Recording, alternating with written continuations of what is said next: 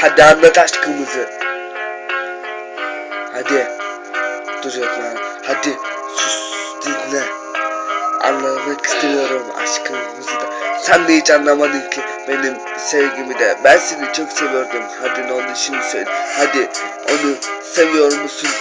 Seviyorsundur. Eminim ki beni bırakıp gittiğinde o adama değmiş biliyorum eminim ki. Yoksa beni bırakıp gitmezdin. O adama da değişmezdin eminim ki. Hadi şimdi söyle. Benim kadar sevebiliyorum seni de. Hadi söyle. Sevemez biliyorum eminim ki.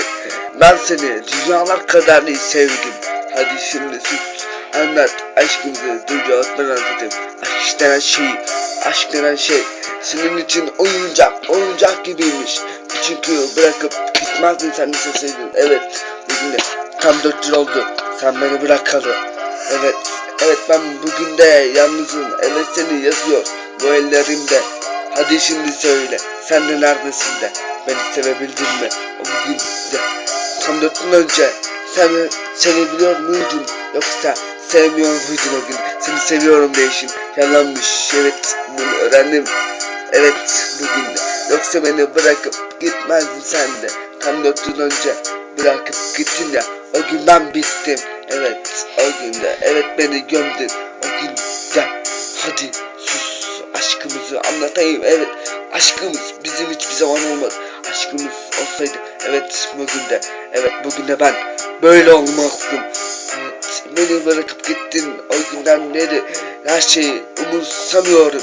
Evet seni düşünüyorum bu kalbim. Hadi sen de söyle. Mutlu musun onun yanında? Mutlu olamazsın. Benim kadar sevemez. O adam seni benim kadar değer veremez. Ben seni çok sevdim. Ben sana çok değer. Hadi şimdi sen de söyle. O adam beni seviyor mu? Sevemez. Çünkü biliyorum sen beni sevmedin o gün. Evet ben seni bugün de zor bu ellerim. Hadi şimdi sen de söyle. Sevdin mi beni? Sevemezsin biliyorum. Aşk denen şey senin için oyuncakmış. Anladım. Çünkü sen beni 4 yıl önce bıraktın. Çünkü sen de sevseydin bırakmazdın. Hadi sus dinlemek istemiyorum yandan. Çünkü senin de aşkın hiç olmadı. Sus artık dinlemek istemiyorum yandan. Bırak sen de kalsın hatıralarımız. Çünkü bırakıp gittin. Onun yanında mutlu musun? Hadi şimdi söyle. Bırak sen de kalsın hatıralarımızda. Çünkü sen de beni sevmedin ki. Bırak sus.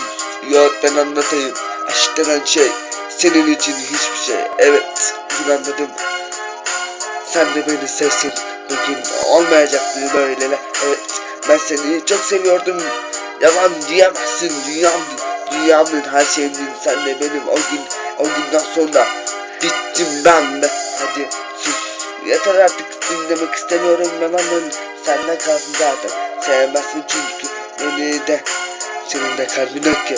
Ve kahve. Evet ben bu parçamda çok anlattım. Çok yazdım. Çünkü seni çok sevdiğimi anlattım. Ama sen anlayamadın.